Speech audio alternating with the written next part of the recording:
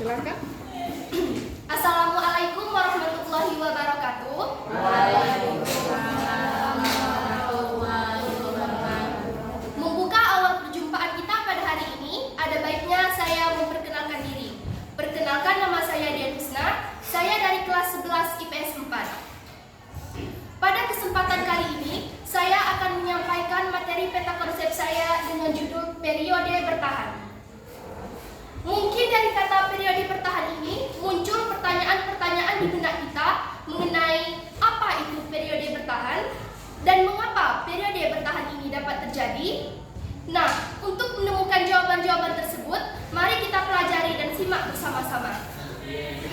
Periode bertahan. Periode bertahan ini sangat erat kaitannya dengan terbentuknya Volkskrant. Volkskrant ini kemudian membawa pengaruh yang signifikan terhadap pergerakan nasional yang ada di Indonesia. Organisasi Volkskrant. Volkskrant ini kemudian diambil dari bahasa Belanda yang secara harfiah artinya adalah Dewan Rakyat. Adalah sejenis Dewan Perwakilan Rakyat yang ada pada Hindia Belanda pada saat itu. Volkskrant ini resmi didirikan pada tanggal 18 Mei 1918 yang bertujuan untuk mengontrol dan mengarahkan aktivitas organisasi massa yang ada pada Hindia Belanda pada saat itu. Akan tetapi, organisasi Volkskrant ini tidak mempunyai hak angket dan hak untuk menentukan anggaran belanja, sehingga tidak mempunyai wewenang seperti parlemen pada umumnya. Dan organisasi Volkskrant ini kemudian resmi dibubarkan pada tahun 1942. Periode bertahan ini juga disebabkan oleh adanya krisis ekonomi dunia atau Malaysia yang disertai dengan penangkapan tokoh-tokoh pada masa radikal. Krisis ekonomi dunia ini kemudian juga berpengaruh terhadap kondisi perekonomian yang ada di Hindia Belanda dan dampaknya dapat dirasakan seperti pengurangan tenaga kerja, pemotongan gaji buruh dan karyawan, turunnya hasil upah serta pertanian.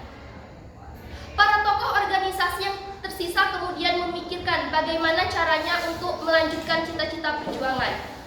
Para tokoh organisasi kemudian beranggapan bahwa tidak ada alternatif lain selain mengubah haluan politik yang semulanya berbentuk non-kooperasi menjadi kooperasi, dengan bersedia menjadi organisasi yang kooperasi terhadap kebijakan pemerintah dan mau mengirimkan wakilnya dalam Volkskrant ini.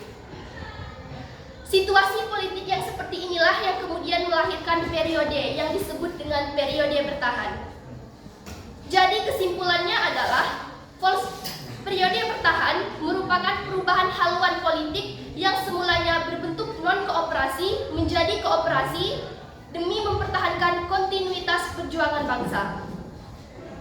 Mungkin hanya inilah yang dapat saya sampaikan dari materi peta konsep saya. Lain kesempatan kita berjumpa lagi. Saya tutup dengan wabillahi taufiq wal hidayah. Wassalamualaikum